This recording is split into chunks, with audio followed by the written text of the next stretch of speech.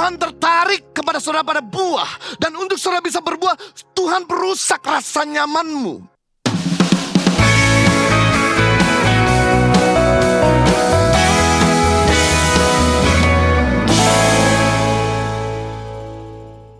Kenapa kita perlu berbuah? Yang pertama, Tuhan selalu mengharapkan buah dalam hidup kita. Yang pertama, karena Tuhan selalu menginginkan buah dalam hidup Anda. Tuhan tidak minta banyak hal. Tuhan tidak minta hartamu. Tuhan tidak minta saudara punya nyawa. Yang Tuhan minta adalah buah. Tuhan tidak pernah berikan buah dalam hidup saudara, tapi Tuhan minta buah dari saudara. Dan Lukas pasal 13 ayat 6 lalu Yesus mengatakan sebuah perumpamaan ini. Yang seorang mempunyai pohon ara yang tumbuh di kebun anggurnya. Dan ia datang untuk mencari buah pada pohon itu, tetapi ia tidak menemukannya. Di mana ada seorang tuan yang memiliki kebun anggur yang tumbuh pohon ara di kebun anggurnya. Wow, pohon ara tumbuh di kebun anggur.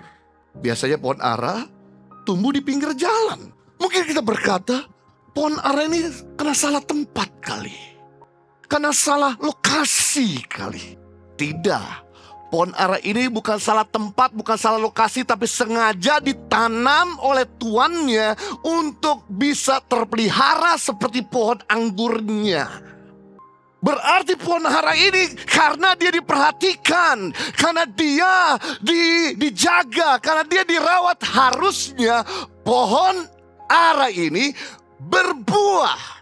Karena yang menarik dari sebuah pohon ara ini, yang unik dari sebuah pohon ara ini adalah dia harusnya berbuah dulu, baru berdaun. Di mana-mana setiap pohon itu berdaun dulu, baru berbuah. Berdaun dulu, baru berbunga. Tapi keunikan daripada pohon ara ini, berbuah dulu, baru berdaun. Dan saya paling suka kalau ke Timur Tengah makan dua buah. Yang pertama buah korma, yang kedua buah ara. Karena buah ara itu betul-betul enak, gak terlalu manis. Dia memberikan energi untuk saya bisa traveling. Saya menikmati sekali dengan buah ara dan juga korma. Karena buah ara itu saudaraku kering, tinggal saya taruh di kantong. Sementara dalam perjalanan saya terlambat makan siang, saya cukup makan buah ara sekitar 2 atau 3. Kenyang setengah hari. Jadi Tuhan ini begitu lihat ada pohon aranya yang Sri peliharanya berdaun, pasti dia berbuah. Namun yang aneh dan mengejutkan, Tuhan ini begitu diperhatikan selama 3 tahun, begitu dia cari buah pada pohon yang dipelihara di kebunnya pribadinya, tidak ada satu buah yang muncul. Sama dengan kehidupan orang Kristen. Kehidupan orang Kristen datang ke gereja. Kehidupan orang Kristen selalu berdoa minta berkat Tuhan kasih. Kehidupan orang Kristen dalam kala keadaan kesusahan datang sama Tuhan minta pertolongan Tuhan kasih. Bahkan kehidupan orang Kristen Tuhan pelihara. Tuhan berikan pekerjaan, Tuhan berikan karir, Tuhan berikan keberhasilan, Tuhan berikan segala-galanya. Saudara ada di dalam kebunnya Tuhan. Yang Tuhan minta dari saudara, yaitu buah. Untuk berbuah, prinsipnya satu. Tuhan perusak rasa nyaman Anda. Tuhan tidak tertarik dengan kenyamanan.